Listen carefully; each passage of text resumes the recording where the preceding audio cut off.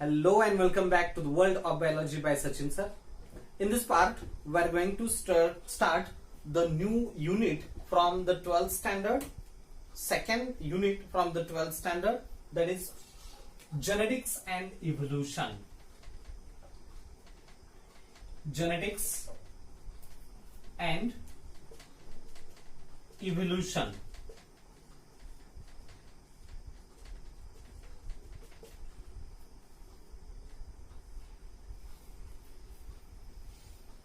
In this unit, there are three different chapters. Out of that, the first chapter is the principles of inheritance and variations. Second chapter is molecular basis of inheritance. And the third chapter, that is the origin and evolution of life. So these three chapters are included under this unit, which is the second unit of the 12th standard. This is the second unit of 12th standard, genetics and evolution. So let us start with the first unit, that is the genetics. And in this genetics, the first important chapter is there. First important chapter, that is the principles of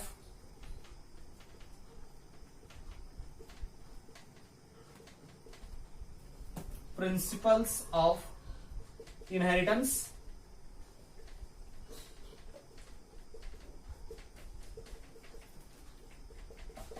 and variations.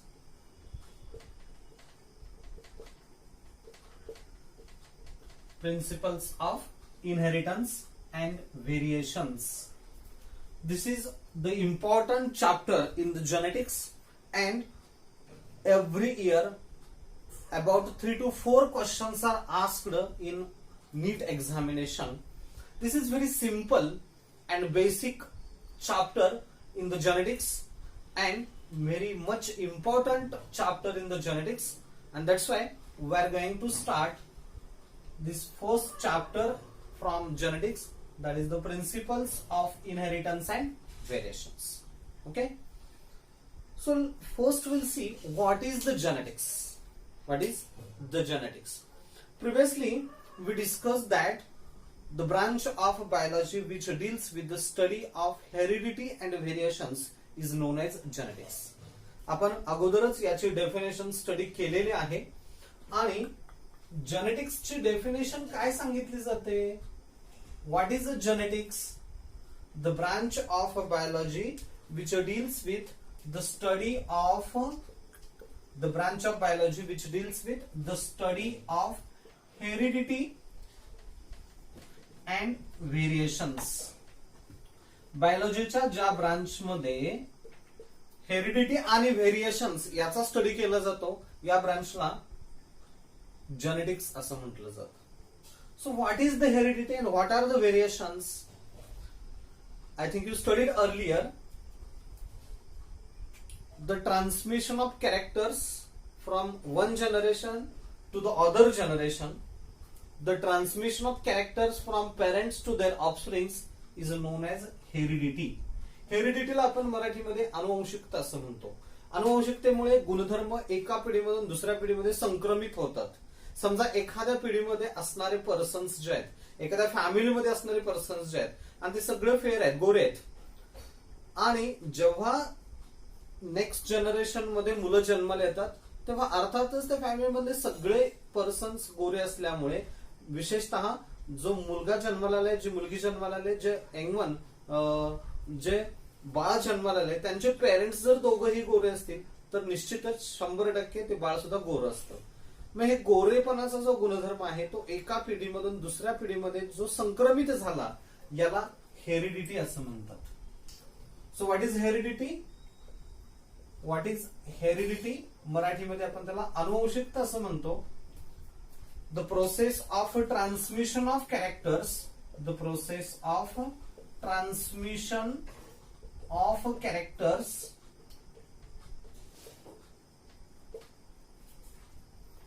the process of transmission of characters from parents to their offsprings. the transmission of characters from parents to their offsprings is known as heredity. It is known as heredity. So what are the variations? Variations म्हणजे वेगळेपण. एखादं मूल जेव्हा जन्माला येतं तेव्हा ते 100% त्याच्या आईसारखं नसतं किंवा 100% त्याच्या बाबांसारखं नसतं. दोघांचे, आई आणि बाबांचे दोघांचे कॉमन कॅरेक्टर्स हे त्या चाइल्ड मध्ये येतात, हे त्या बाळामध्ये येतात. म्हणजेच पहिल्या जनरेशन मध्ये आणि पुढच्या जनरेशन मध्ये जे काही व्हेरिएशन्स आहेत, जे काही डिफरन्सेस आहेत, ह्या डिफरन्सेसना व्हेरिएशन्स असं म्हणायचं. डिफरन्सेसना व्हेरिएशन्स असं म्हणतात. So what are the variations? What are variations? The differences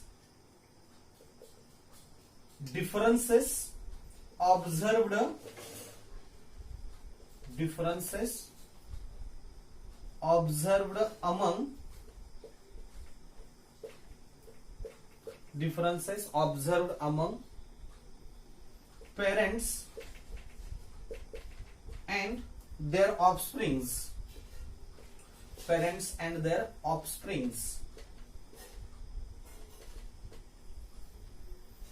These differences observed among the parent and their offsprings are known as variations. And here the branch of biology which deals with the study of heredity and variations is known as genetics.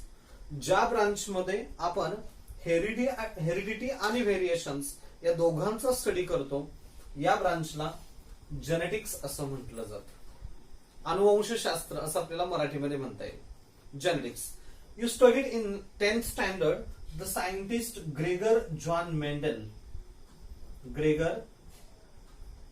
Mendel is known as father of genetics. Gregor John Mendel is said to be a father of genetics. हा जो scientist आहे Gregor John Mendel, या सायंटिस्टला father of genetics असं म्हटलं जातं. Father of genetics म्हणजे अनुवंशशास्त्राचा जनक.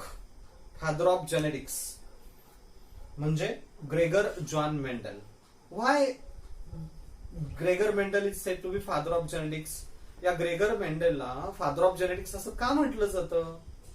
Because for the first time Gregor Mendel performed experiments in the garden pea plant, that is the Pisum sativa, and firstly the genetics is represented in front of the world by the scientist Gregor Mendel, so he is known as a father of genetics.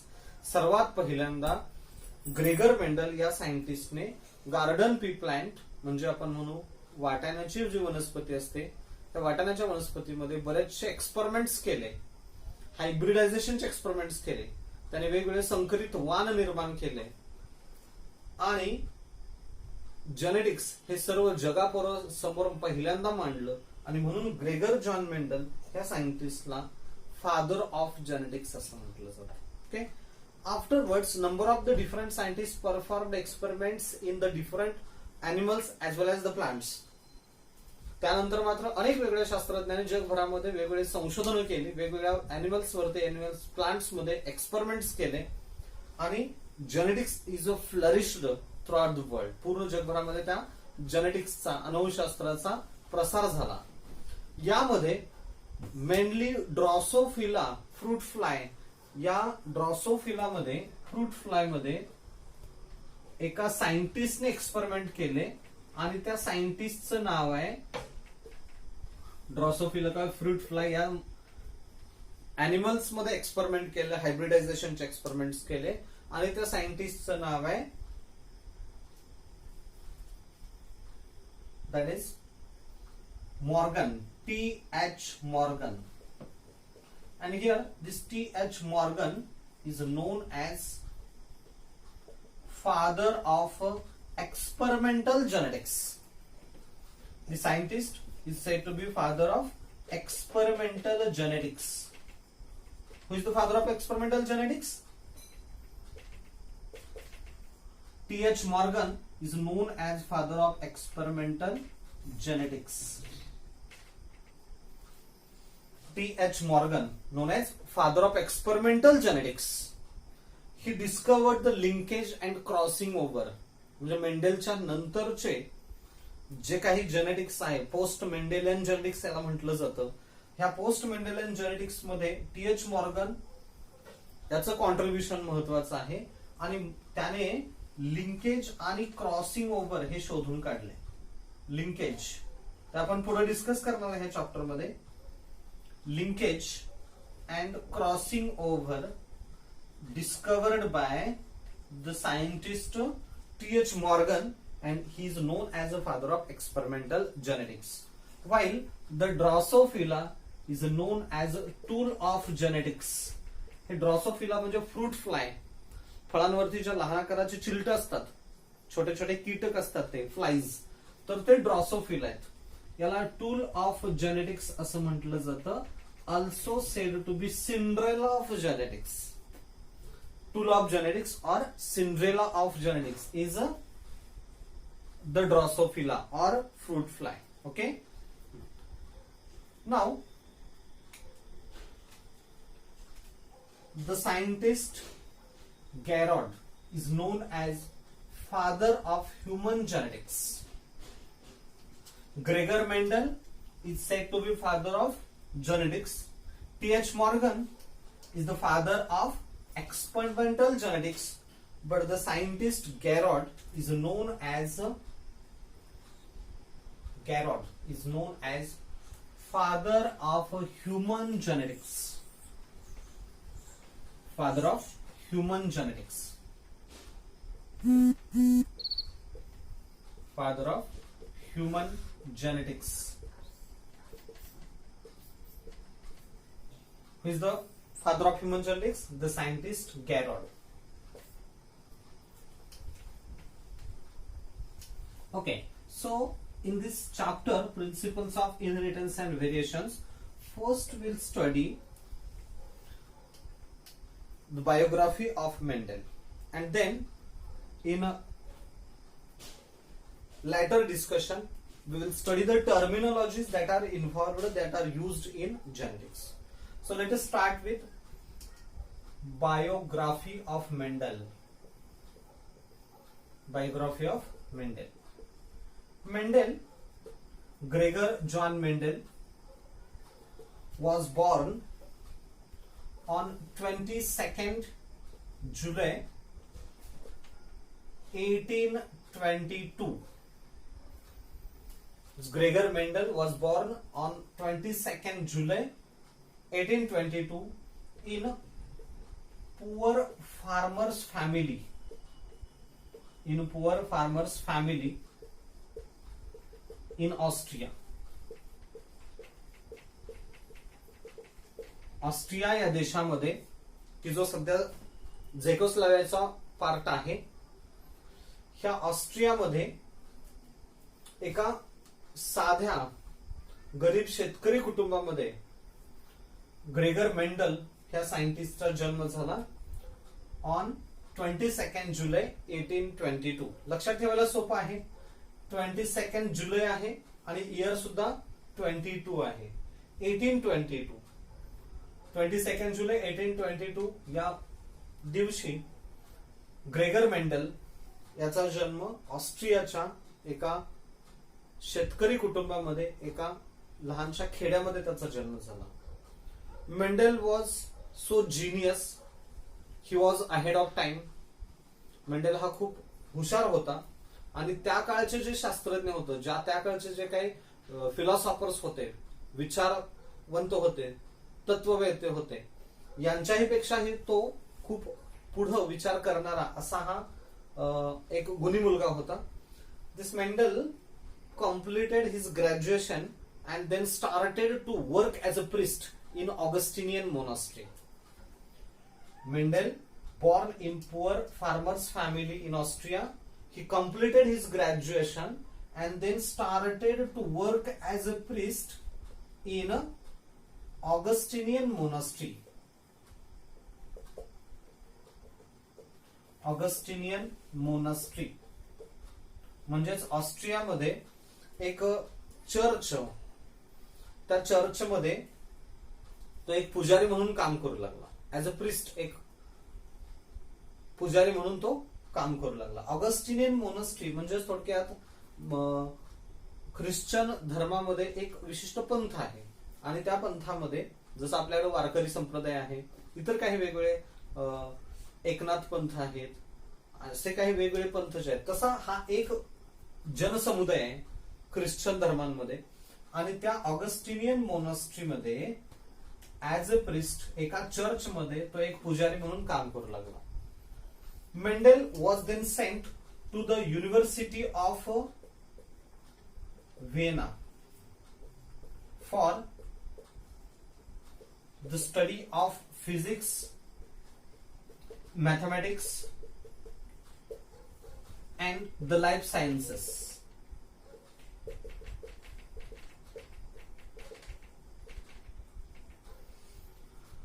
Gregor Mendel याला मॅथमॅटिक्सची जास्त गोडी होती बायोलॉजीपेक्षा आणि त्याच्या higher एज्युकेशनसाठी त्याला व्हिएनाच्या युनिव्हर्सिटीमध्ये पाठवण्यात आलं for the higher studies in physics, mathematics and life sciences. After returning, म्हणजे तिथं त्यांनी त्याचं पोस्ट ग्रॅज्युएशन कम्प्लीट केलं. He return to the church, he return to the Augustinian monastery and started to work as a priest as well as teacher. तो नंतर व्हिएनाच्या युनिव्हर्सिटीमध्ये मधून माघारी आला ऑगस्टिनियन मोनास्ट्रीमध्ये आणि तो एक टीचर आणि प्रिस्ट म्हणून काम करू लागला. Mendel began his hybridization experiments in the year of 1956 and he completed his work in the year of Mendel started his hybridization experiments in 1856 and he completed his work in the year of 1863 within this 7 years. या 7 वर्षांमध्ये 1856 ते 1863 या 7 वर्षांमध्ये त्या मेंडेलने त्याचे हायब्रिडायझेशनचे experiments perform केले. Mendel began his hybridization experiments in the year of 1956 and completed the hybridization experiments in the year of 1863. Mendel performed hybridization experiments in garden pea plant. कोणतं material त्याने यूज केलं? Garden pea plant, that is Pisum sativum. Pronunciation करताना काही जण पायसम सटायवम असंही म्हणतात, तुम्ही काही म्हणू शकता. पिसम सटायवम और पायसम सटायवम. ह्या गार्डन पी प्लांट मध्ये मेंडेलने हायब्रिडायझेशनचे एक्सपेरिमेंट्स परफॉर्म केले. Okay. Afterwards the Mendel presented his work in the annual meeting of Natural History Society held at the Brunn. ब्रून या शहरामध्ये ऑस्ट्रियाच्या एक नॅचरल हिस्ट्री सोसायटी या संस्थेची एक मीटिंग भरलेली होती. नॅचरल हिस्ट्री सोसायटी या संस्थेची एक मीटिंग भरलेली होती, ज्याला म्हटलंय अॅन्युअल, वार्षिक सभा होती ना ती, annual meeting of Natural History Society. Annual meeting of Natural History Society. या मीटिंग मध्ये मेंडेलने त्याचं वर्क हे प्रेझेंट केलं, मांडलं.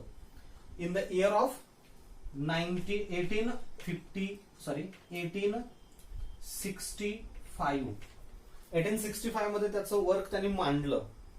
Afterwards the Mendel published his work in the journal, national journal होतं ते, लोकल असं जर्नल होतं, ज्या जर्नल मध्ये त्यांनी त्याचं वर्क, त्याचा पेपर प्रेझेंट केला, मांडला किंवा पब्लिश केला. त्या जर्नलचं नाव आहे annual proceeding of natural history society, annual proceeding of natural history society, या जर्नल मध्ये त्यांनी त्याचं वर्क पब्लिश केलं, मांडलं सगळं. त्या देशामध्ये ऑस्ट्रियामध्ये जिथं जिथं ते जर्नल गेलं तिथल्या तिथल्या लोकांना ते मेंडेलचं वर्क स्टडी करता आलं, अभ्यास करता आलं. Okay. Mendel's research paper, the name of Mendel's research paper was the experiments in plant hybridisation. मेंडेलचं जे वर्क होतं त्या वर्क ज्या रिसर्च पेपर मध्ये त्यांनी मांडलं त्या रिसर्च पेपरचं नाव आहे experiments in plant hybridisation. Experiments in plant hybridisation. Okay. And finally, the Mendel died in the year of 1884. 1884 मध्ये मेंडेल डेड झाला. Mendel was famous as a priest and as a father of a church, but he remained unnoticed as a scientist because Mendel's work remain unnoticed for about 16 years after the death. Mendel dead झाल्यानंतर सुद्धा, Mendel मेल्यानंतर सुद्धा 16 वर्ष मेंडेलचं जे कामकाज आहे, मेंडेलचं जे work आहे, मेंडेलचे जे एक्सपेरिमेंट्स आहेत, हे दुर्लक्षित राहिले. त्या काळच्या लोकांना ते समजले नाहीत, त्याला तेवढी प्रसिद्धी त्या काळी मिळाली नाही. आणि त्यानंतर in the year of 1900 the Mendel's work was rediscovered by the three scientists, that is the Hugo de Harris, Carl Corians and Eric Tischermack, which is more popularly known as a rediscovery of Mendel's experiments, rediscovery of Mendel's work. Okay, that study we will see in the next in the next video.